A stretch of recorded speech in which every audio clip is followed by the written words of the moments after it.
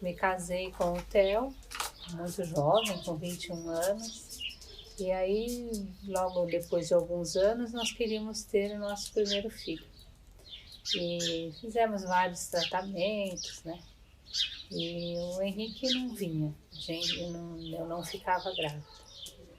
Aí, de repente, surgiu o Henrique na minha vida, na nossa vida, né? Um menininho com 1 ano e 3 meses, muito fragilizado, muito doentinho, que entrou nas nossas vidas e mudou totalmente a casa, né? Encheu a casa de alegria. Ele chegou muito doentinho, quase morrendo, e cada dia era uma vitória. Desidratado, então o dia que ele fazia xixi, fez xixi, então era aquela alegria. Ah, ele pegou uma madeira, uma outra alegria. Aí ele estava doentinho, pneumonia, toma antibiótico, ele era muito magrinho, não tinha nem local para aplicar a injeção nele. Tanto é que até hoje ele não gosta muito de injeção, ele foge da agulha, igual o diabo foge da cruz. Mas foi assim.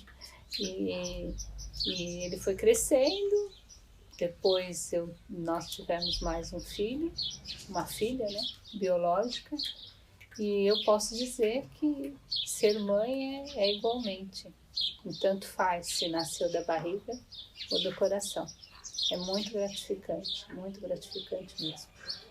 Você muda a vida, né, em função da criança. O Henrique chegou em 94, né? Em abril de 94, ele tinha 1 ano e 3 meses. Hoje ele tem 26 anos, já se formou, fez faculdade. Todo mundo fala que é a cara do pai, ninguém nem acredita que ele é filho do coração. E nós desde pequenininho, desde que sempre contamos através de historinhas, né? Que ele era filho do coração. E ele sempre encarou isso com naturalidade. Tanto é que logo que ele estava assim no prézinho, na pré-escola, tinha um trabalhinho lá na escola falando sobre o Dia das Mães, né? E eram as crianças dentro da barriga da mãe, né? E ele se fez dentro de um coração. Então é muito, muito legal, né? Isso, desde pequenininho ele sempre entendeu. E eu acho que ele é um homem feliz. É isso. Agora teve emoção.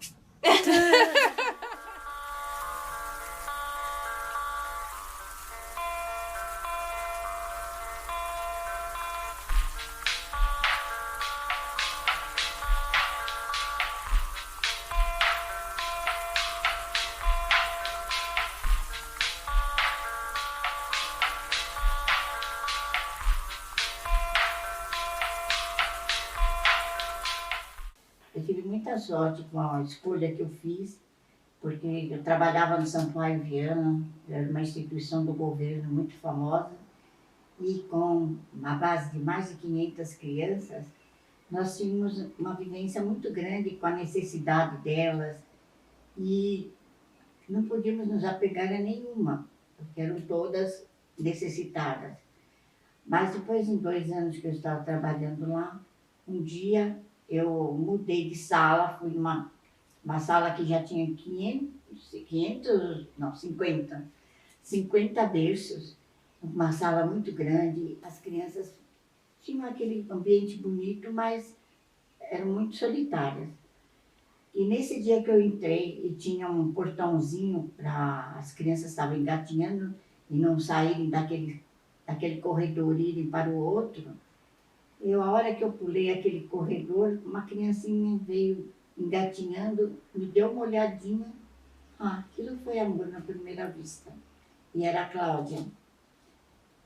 E a partir desse dia eu comecei a prestar atenção no jeitinho dela. E era uma criança assim com bastante necessidade. Ela era muito assustada, chorava muito. E com isso, não dava tempo de ficar muito tempo cuidando dela, ela praticamente ficava assim sozinha. E com isso, o problema dela cada vez ia piorando mais. E eu queria adotar essa menina, mas no Sampaio Viana me falaram que aquela menina não ia sair dali, não tinha jeito. Quando a diretora que me falou isso saiu de férias, entrou uma outra diretora social e ela estava cuidando dessa criança e eu perguntei sobre a situação dela. Falou, ela precisa ser adotada logo, logo. Essa criança precisa de muito amor. Ela falou assim, eu falei, tem alguém interessado?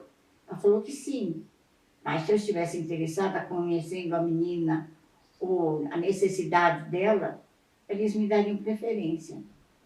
E aí eu falei, bom, preciso ir em casa, conversar com meu marido, meus filhos. Aí quando eu cheguei em casa, eu toquei no assunto, a aceitação foi geral, porque essa necessidade de ter uma irmãzinha em casa, com 4 filhos homens, assim, eles já grandes, eles aceitaram com a maior facilidade ter essa irmãzinha. E tinha um psiquiatra. Então, eu tive que conversar com ele para a Cláudia sair de lá.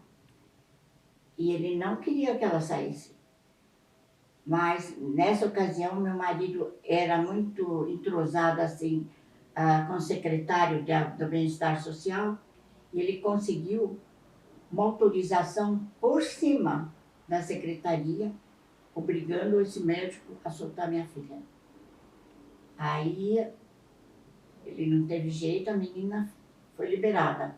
Nós fizemos a transferência do juizado de menores, nós estávamos querendo trocar o nome dela, não ficar aquela lembrança da instituição que ela estava.